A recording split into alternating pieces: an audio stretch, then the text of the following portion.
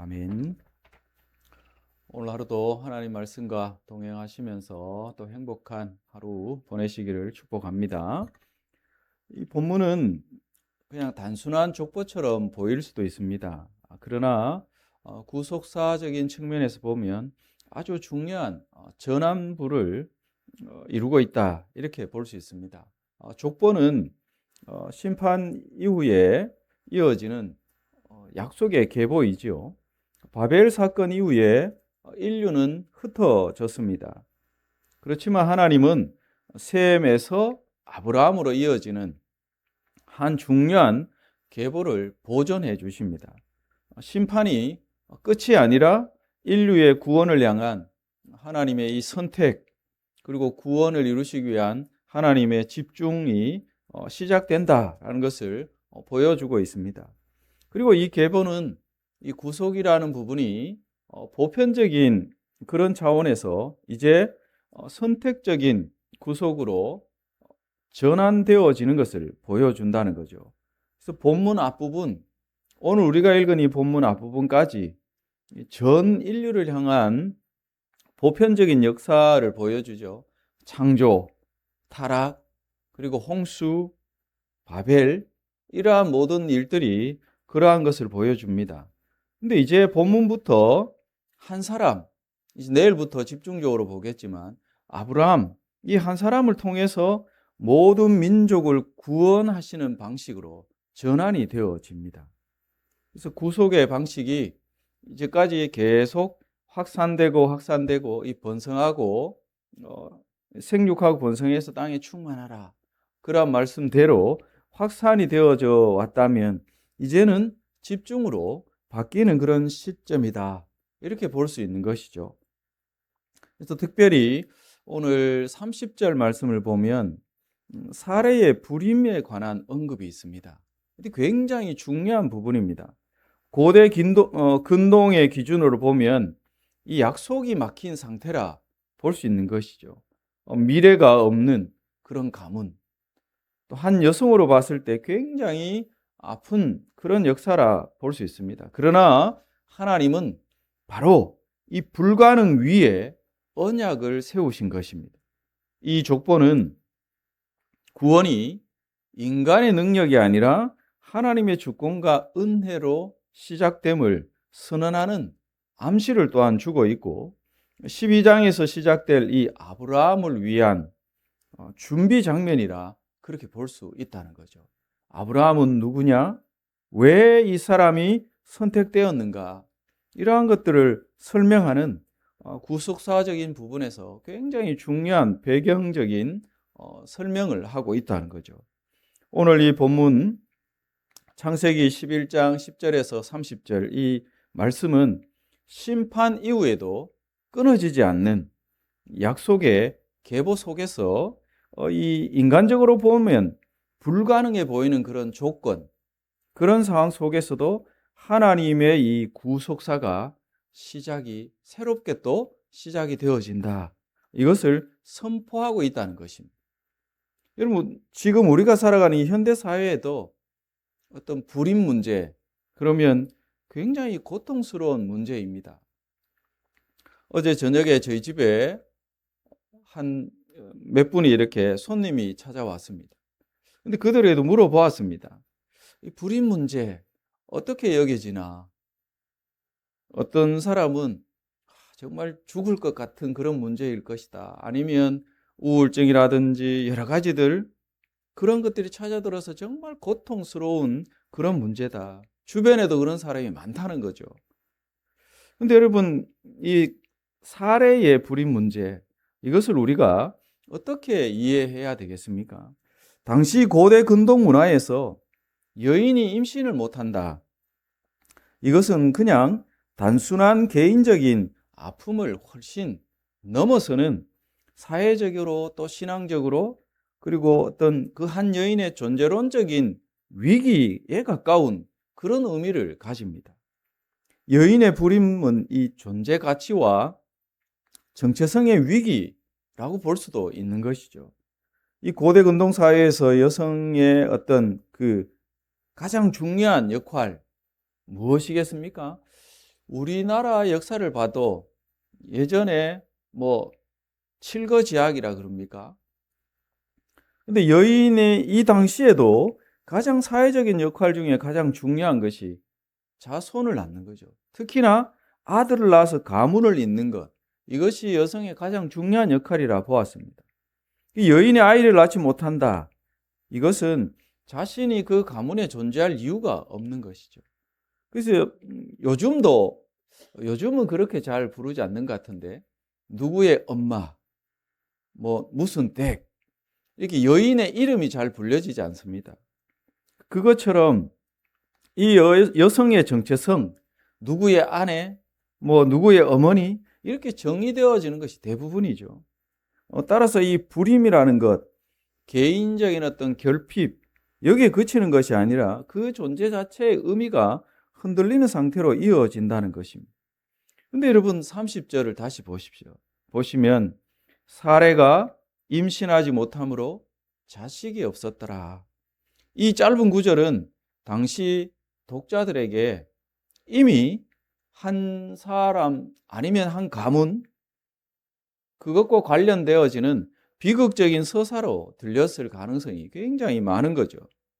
또한 이 불임은 고대 사회에서 수치의 영역으로 여겨지는 것입니다. 불임의 책임은 거의 항상 누구에게 있는 것입니까?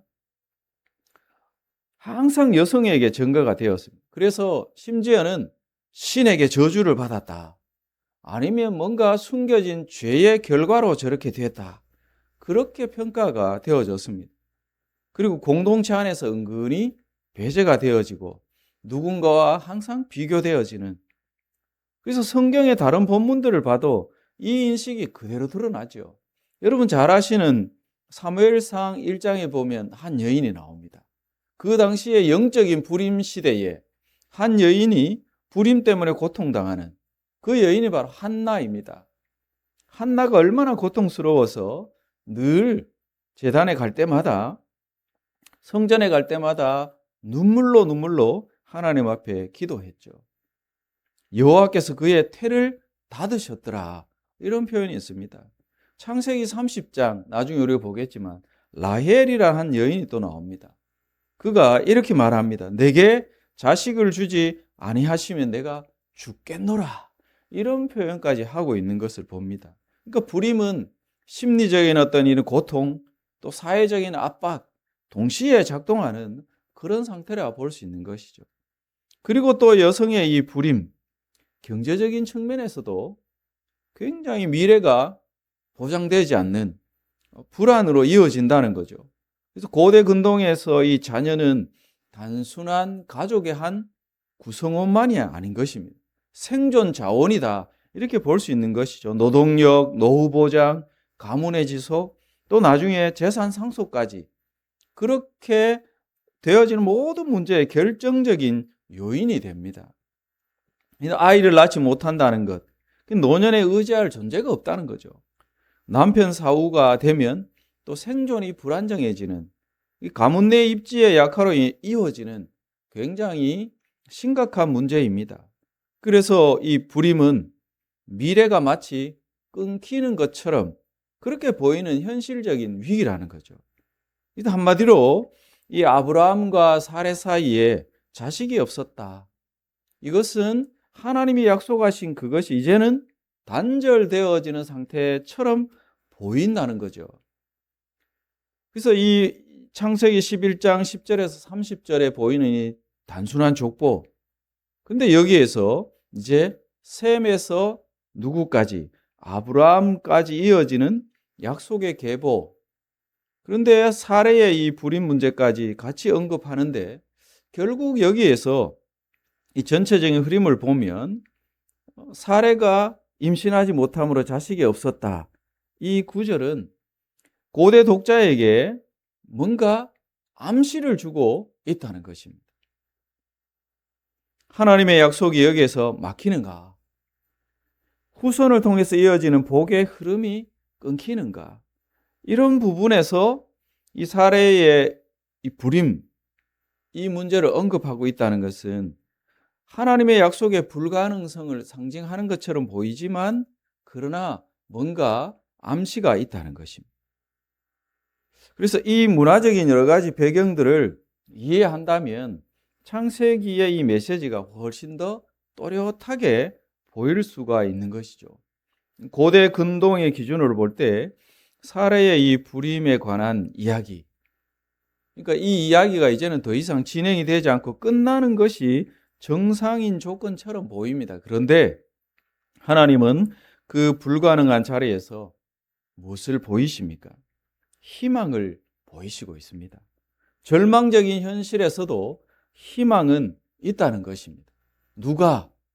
하나님이 그렇게 희망을 보일 수 있다는 것이죠.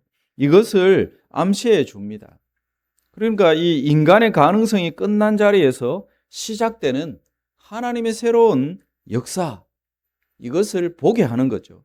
이 고대 근동에서 이 불임, 삶의 실패이자 약속의 단절로 여겨졌지만 하나님은 바로 그 단절처럼 보이는 자리에서 구속사의 새 장을 여셨던 것입니다. 절망적인 현실에서도 여러분 희망이 있다는 사실을 믿으시기 바랍니다. 이 사례의 불임과 같은 그런 문제를 여러분 안고 계신 것이 없으십니까? 잘 돌아보십시오. 경제적인 문제든 건강이라든지 자식의 문제라든지 또 직장에서나 여러 가지 많은 문제들이 오늘 본문에 나오는 이 30절에 사례가 임신하지 못함으로 자식이 없었다. 그 고대 근동 사회에서 이 문제가 얼마나 심각했는지. 근데 우리 개인적으로나 가정적으로 이 사례의 불임과 같은 문제가 우리에게 있을 수 있다는 것입니다. 언제 어느 때에 이런 문제가 우리에게 다가올지 모릅니다. 그런데 오늘 이 본문은 우리에게 무엇을 줍니까?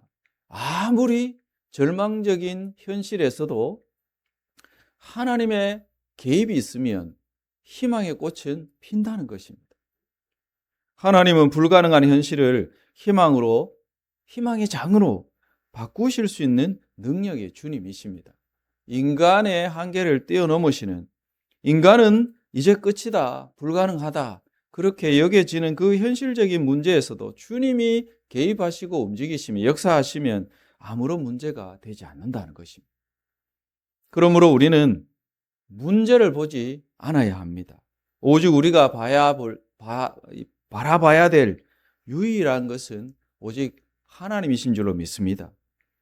저와 여러분의 현실 가운데 어떤 문제가 있으시든 그 문제를 바라보지 말고 불가능을 희망으로 바꾸시는 언약의 신실하신 하나님 바라보면서 오늘 하루도 희망 속에 또 말씀과 동행하시면서 행복한 하루, 강건한 하루 보내시기를 주의 이름으로 축원드립니다.